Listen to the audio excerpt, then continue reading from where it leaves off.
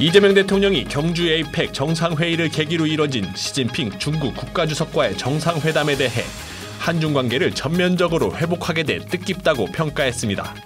지난 1일 막을 내린 에이펙 정상회의는 중국, 일본과의 우호관계 정립은 물론 대미 관세 협상 타결, 핵잠수함 승인 등 큰 성과를 거뒀습니다.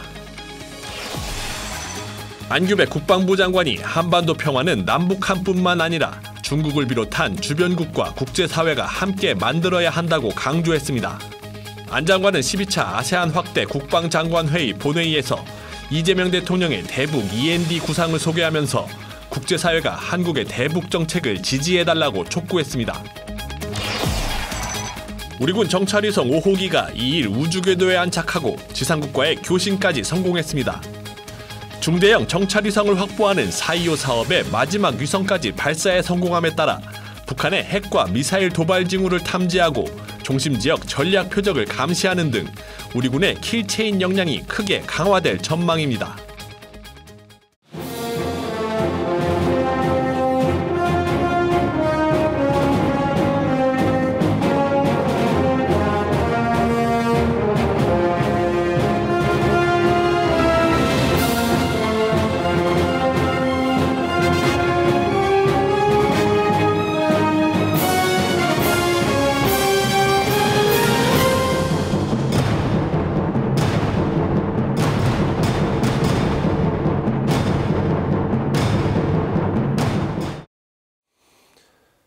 시청자 여러분 그리고 국군장병 여러분 안녕하십니까? 11월 3일 KFN 뉴스 시작합니다. 이재명 정부의 국제외교 슈퍼위크였던 경주 에이펙 정상회의가 성공적으로 마무리됐습니다. 이 대통령은 에이펙을 계기로 열린 시진핑 중국 국가주석과의 한중 정상회담에 대해 한중 관계가 전면적으로 회복됐다고 밝혔습니다. 안재영 기자가 정리했습니다. 이재명 대통령과 시진핑 국가주석이 정상회담을 위해 마주 앉았습니다. 이 대통령은 영내 안정을 위한 협력의 필요성을 강조하면서 북한과의 대화 재개를 위해 한중 양국이 전략적 소통을 강화해 나가기를 기대한다고 말했습니다. 최근 중북 간 고위급 교류가 활발히 진행되는 등 대북 관여의 조건이 형성되고 있는 상황을 매우 긍정적으로 평가합니다. 시 주석은 한중은 가까운 이웃이자 떼려야 뗄 수 없는 협력 동반자라며 지역 평화와 발전을 위해 더 많은 긍정적 에너지를 불어넣을 용의가 있다고 답했습니다. 我愿同总统先生就双边关系和共同关心的问题深入交换意见。 정상회담 결과에 대해 이재명 대통령은 SNS를 통해 한중 관계를 전면적으로 회복하고 전략적 협력 동반자로서 실용과 상생의 길로 다시 함께 나아가게 됐다는 점에 매우 뜻깊었다고 밝혔습니다. 북한의 비핵화와 대화에 관한 의제도 함께 다뤄졌습니다. 이 대통령은 북한의 비핵화와 중국의 건설적인 역할을 당부했고 시 주석도 한반도의 평화와 안정을 위한 노력과 미북 대화의 중요성에 공감한다고 화답했습니다. 에이펙 정상회담 마지막 날엔 모든 회원이 합의한 경주 선언이 채택됐습니다. 이와 별도로 에이펙 AI 이니셔티브와 에이펙 인구구조 변화 대응 공동 프레임워크도 채택된 가운데 에이펙 주간은 마무리됐습니다. KFN 뉴스 안재현입니다. 안규백 국방부 장관이 말레이시아에서 열린 12차 아세안 확대 국방장관 회의에 참석해 국제사회가 이재명 대통령의 대북 END 구상을 지지해 줄 것을 촉구했습니다. 또 중국과 일본 등 5개 국가 국방장관과 각각 양자회담을 하는 등 활발한 국방 외교를 전개했습니다. 김효진 기자의 보도입니다. 제12차 아세안 확대 국방장관 회의에 참석한 안규백 장관은 가장 먼저 한반도 비핵화와 평화 정착을 위한 우리 정부의 확고한 의지를 강조했습니다. 강력한 한미 연합방위 태세를 기반으로 대북 억제력을 유지하면서 군사적 긴장 완화와 신뢰 구축을 병행하는 투트랙 접근을 일관되게 추진해 나갈 것이라 밝힌 겁니다. 이재명 대통령의 대북 END 이니셔티브 구상도 소개하며 국제사회가 한국의 대북 정책을 지지해달라고 당부했습니다. 이와 함께 지난달 열린 한 아세안 정상회의에서 이 대통령이 제시한 한 아세안 포괄적 전략 동반자 관계 비전을 실현하기 위한 국방협력 방향을 구체적으로 제시해 긍정적인 반응을 이끌어냈습니다.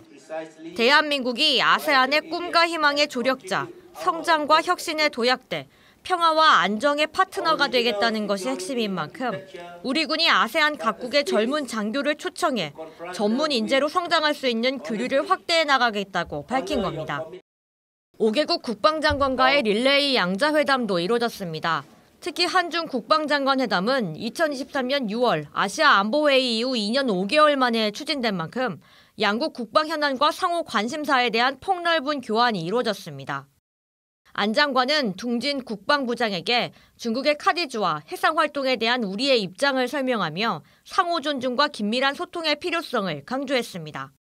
고이즈미 신지로 일본 방위상관은 고도화되는 북한의 핵미사일 위협에 대응하기 위한 한미일 안보협력의 중요성을 재확인했습니다. 계속해서 이어진 말레이시아, 태국, 호주와의 회담에서는 FA50 같은 K방산의 우수성을 홍보하며 국방 방산 협력 분야에서 더욱 긴밀히 협조해 나가자고 제안했습니다. 한편 회의장에서 반갑게 인사를 나눴던 피트 헤그세스 미 전쟁부 장관과는 오늘 다시 조우해 판문점 공동경비 구역을 함께 방문할 계획입니다. KFN 뉴스 김유진입니다. 안규백 국방부 장관과 피트 헤그세스 미국 전쟁부 장관이 오늘 함께 판문점 공동경비구역을 방문합니다.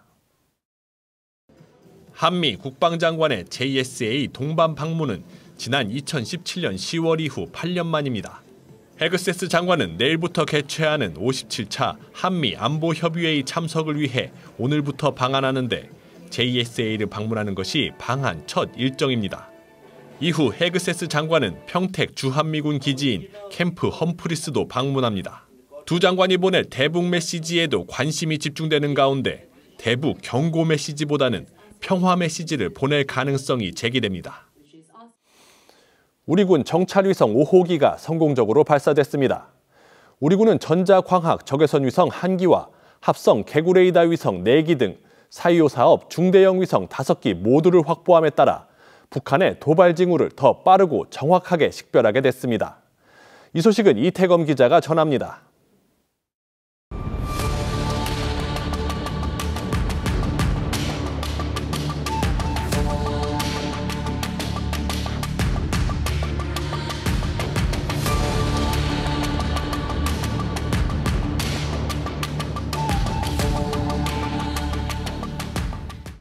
Three, two, one, engine ignition and lift off.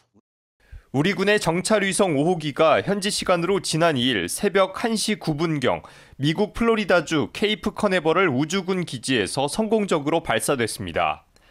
이번에 발사된 군 정찰위성 5호기는 발사 14분 후 스페이스 X사의 펠컨 9 발사체로부터 정상적으로 분리돼 목표 궤도에 안착했으며 발사 후 약 60분 뒤에는 지상국과의 교신에도 성공해 위성 상태가 양호함을 확인했습니다. 이번 5호기는 2, 3, 4호기와 같은 영상 레이더를 탑재해 24시간 날씨의 영향을 받지 않고 초고해상도 영상 확보가 가능합니다. 4.25 위성의 군집 운영을 통해 한반도 전역을 24시간 상시 감시할 수 있는 체계를 완성하였으며 이를 통해 우리 군은 어떠한 위협 상황에서도 실시간 정보 우위를 확보할 수 있을 것입니다.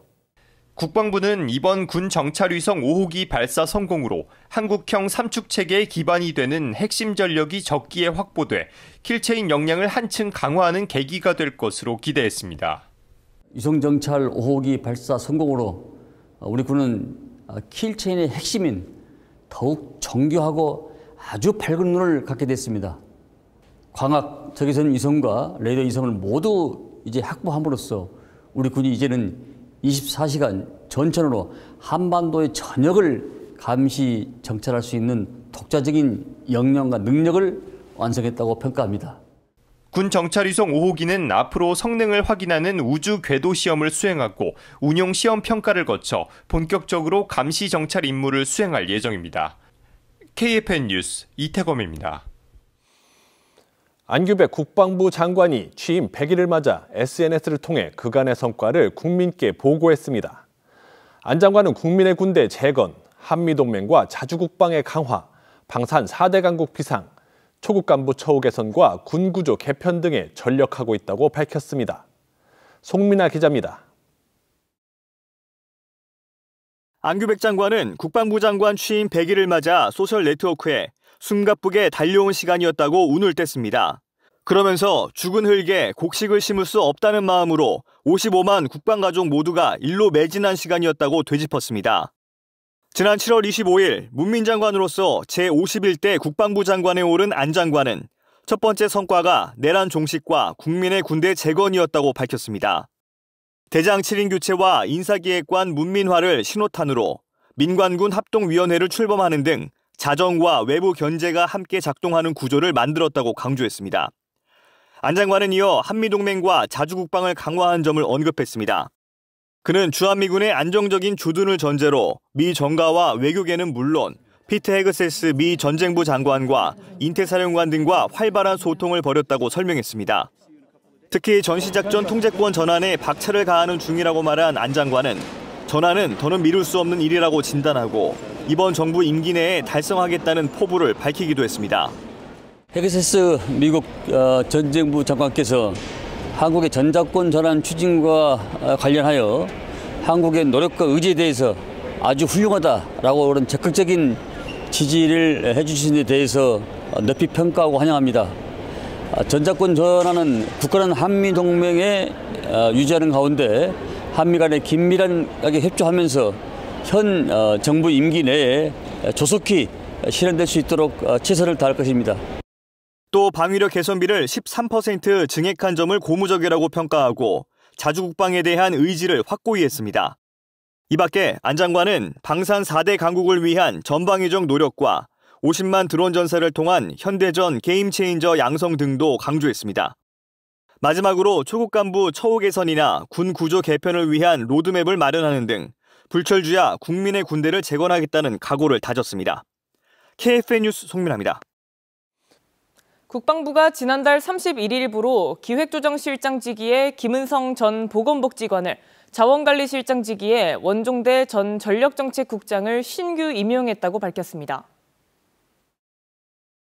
3일 국방부에 따르면 김은성 기획조정실장은 국방부에서 실장급 고위공무원으로 임용되는 첫 여성 공무원으로 지난 2001년 5급 공채로 입문한 이후 보건복지관과 방사청 방위산업국장 등 주요 보직을 두루 역임했습니다.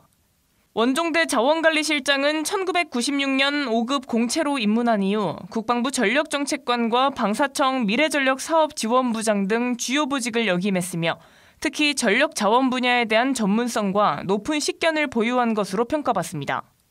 국방부는 이번 실장급 인사를 통해 실장급 직위의 신규 임용을 모두 마무리했습니다.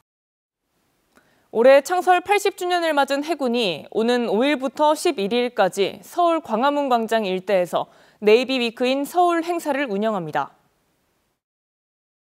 행사 첫날인 5일 저녁 7시 세종문화회관에선 창군과 도전, 화합, 대항해군, 국민의 필승해군을 주제로 한 호국음악회를 개최합니다. 8일부터 11일까지 광화문 광장 일대에선 해군 해병대 홍보존과 문화예술 공연 등 국민이 함께하는 프로그램을 진행합니다. 강동길 해군참모총장이 주관하는 80주년 해군 창설 기념식은 11일 오전 10시 30분 광화문 이순신 장군 동상 앞에서 거행합니다. 우리 군의 또 다른 미래가 될 군 특성화고에서는 오늘도 군인의 꿈을 꾸는 학생들이 공부에 한창입니다. 이러한 미래 전문가들을 위해 육군 1군수지원여단이 특별한 실습 교육을 마련했습니다. 관련 내용 백재훈 기자가 보도합니다. 미래 우리 군의 주역이 될 군 특성화고 학생들이 현장 실습에 한창입니다.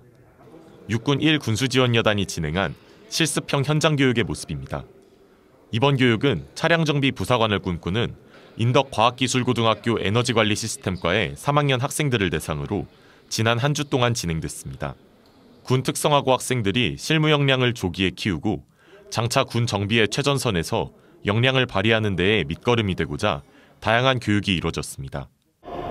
학교에서 배우지 못했던 고난이도의 기술을 여기서 배움으로써 부사관이 되는 거에 한 발자국 더 가까워진 것 같아서 좋습니다. 특히 부대는 전반기에 기초 정비과제 중심의 교육을 시행한 것에 그치지 않고 후반기에는 학생과 학교의 의견을 반영해 교육과정을 재편했습니다.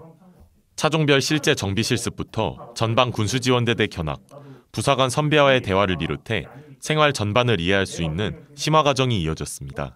입대 전부터 실무 중심의 역량을 갖춘 미래형 군 인재 육성에 노력을 기울였으며 향후 군 특성화고 위탁 실습 지원에 관련한 노하우를 매뉴얼화하여 더욱 체계적인 실습 지원과 장비 대여 등 상호 협력 활동을 지속적으로 추진할 예정입니다.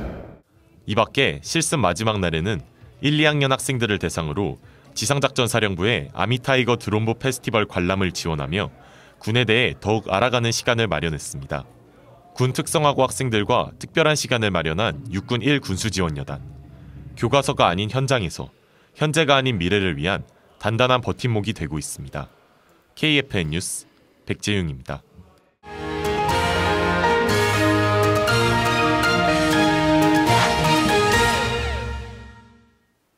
최근 스위스와 독일 등 유럽 국가들이 자국의 벙커 복원을 추진하며 벙커에 대한 관심이 높아지고 있습니다. 위기 상황에서 국민의 생명과 핵심 자산을 보호하고 국가의 지휘 체계를 유지할 수 있는 역할을 하는 벙커. 세계 각국의 벙커는 과연 어떤 형태로 만들어졌을지 자세한 뉴스바버에서 전해드리겠습니다. 2025년 10월 스위스는 자국 내 벙커를 현대화하는 데 16억 달러, 약 2조 3천억 원을 투입하겠다고 밝혔고요. 독일도 냉전 시대에 만든 벙커의 복원을 추진 중이라는데요. 우크라이나 전쟁으로 안보의 위협을 느낀 유럽 국가들이 과거의 유물로 여겨졌던 벙커를 주목하고 있습니다.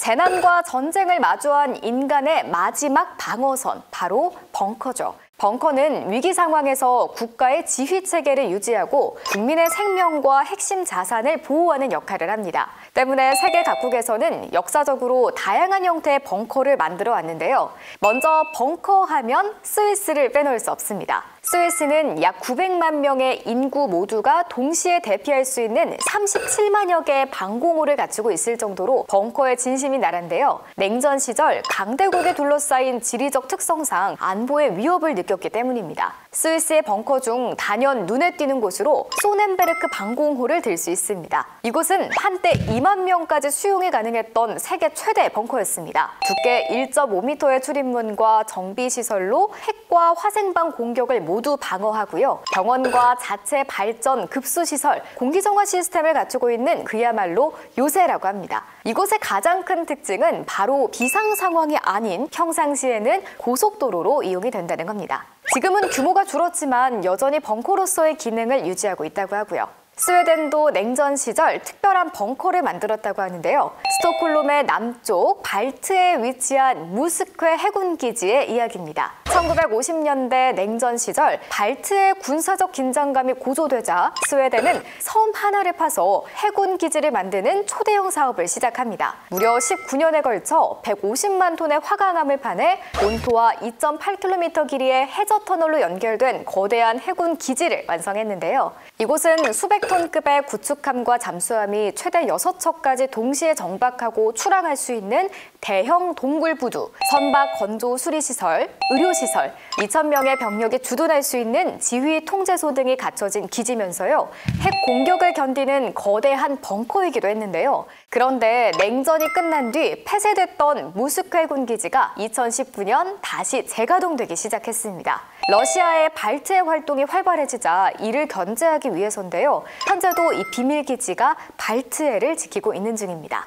도시 하나를 통째로 넣은 벙커도 있습니다. 벙커의 중요한 임무 중 하나는 국가의 지휘부를 보호하고 작전 명령이 끊이지 않게 하는 것이죠. 미국 펜실베니아의 깊은 산속에는 한 나라의 운명을 지킬 거대한 지하 요새가 숨겨져 있는데요. 바로 레이븐 록 마운틴 컴플렉스입니다. 미국은 핵전쟁에 대비해 펜실베니아의 레이븐 록산과 버지니아의 웨더산 아래에 지휘 벙커를 건설해뒀는데요. 그중에서도 레이븐 록의 벙커는 지하 펜타곤이라 불릴 만큼 국가 비상시 핵심적인 작전 통제 역할을 수행합니다. 지하 수백 미터 안반 속에 만든 이 시설은 수천 명을 수용할 수 있는 숙소와 병원, 예배당, 지하 저수지, 통신센터, 발전시설까지 말 그대로 지하 도시라 불릴 만큼 모든 걸 갖췄다고 하죠. 우주를 감시할 수 있는 지하 벙커도 있습니다. 북미 항공우주방위사령부의 본부였던 샤이엔 마운틴 컴플렉스 이야기인데요. 북미 항공우주방위사령부는 북미 상공을 지나는 항공기, 미사일, 인공위성 등 모든 비행 물체를 24시간 추적하는 곳입니다.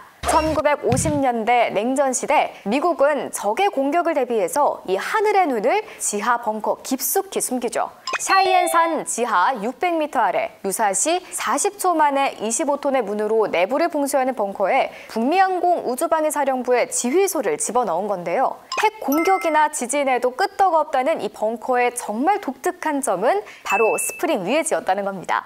1,300개가 넘는 강철 스프링이 충격을 분산하고 벙커를 보호한다고 하네요. 국민의 생명과 재산을 지키는 벙커. 평화의 시기에 미리 준비하고 정비한 벙커가 위기의 순간 진짜 힘을 발휘할 수 있습니다. 이어서 오늘의 국방단신 전해드립니다. 국방부가 용산구 전쟁기념관에서 제5회 병 자기개발 우수사례수기 공모전 시상식을 가졌습니다. 병 자기개발 비용 지원 사업은 도서 구입과 시험 응시, 강의 수강 등을 지원하는 프로그램입니다. 영예의 대상은 공군 10전비 작전지원전대 김서홍 병장이 차지했으며 육군 1군단 박성현 상병과 해병대 군수단 유한승 일병이 최우수상을 수상했습니다. 국방부 유해발굴 감식단이 11월 1일부터 30일까지 강원과 충청 지역 50개 시군구에서 민관군 협업 6.25 전사자 유가족 집중찾기 2차 사업을 진행합니다. 유전자 시료 채취는 6.25 전사자의 유가족 중 전사자 기준 친가와 외가 8촌까지 신청 가능하며 제공된 유전자 정보를 통해 전사자의 신원이 확인될 경우 1,000만 원의 포상금이 지급됩니다. 공군 8전투 비행단이 임관 2년차 이하 초급 간부 40여 명을 대상으로 자긍심 함양 교육을 운영했습니다. 초급 간부들은 특강을 통해 비교하지 않고 자기 길을 걸어가는 용기 등 동문학자 전영애 교수의 삶과 가치관을 통해 자긍심과 군인 정신을 함양했습니다. 이와 함께 전쟁기념관 견학을 통해 조국 수호에 몸바친 호국 영령들의 희생 정신을 되새겼습니다.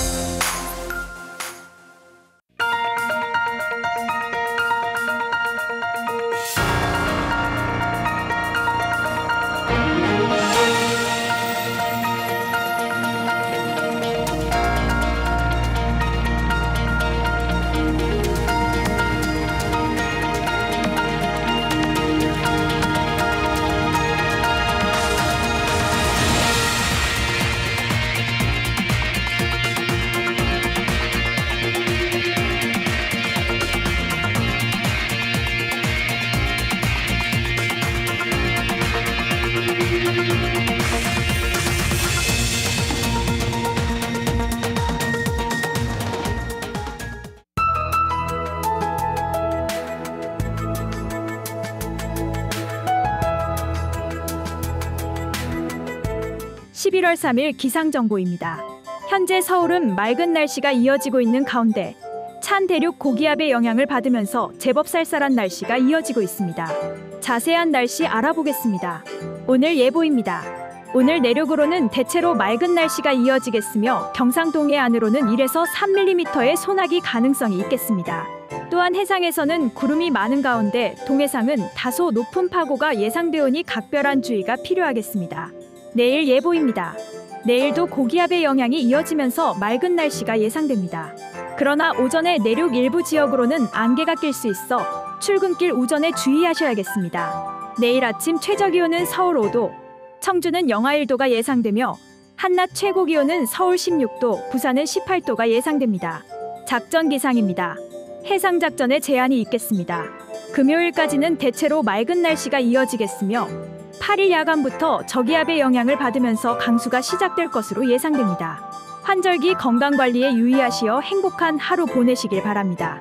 이상 공군 기상단 제공 기상정보였습니다. 이것으로 KFN 뉴스를 마칩니다.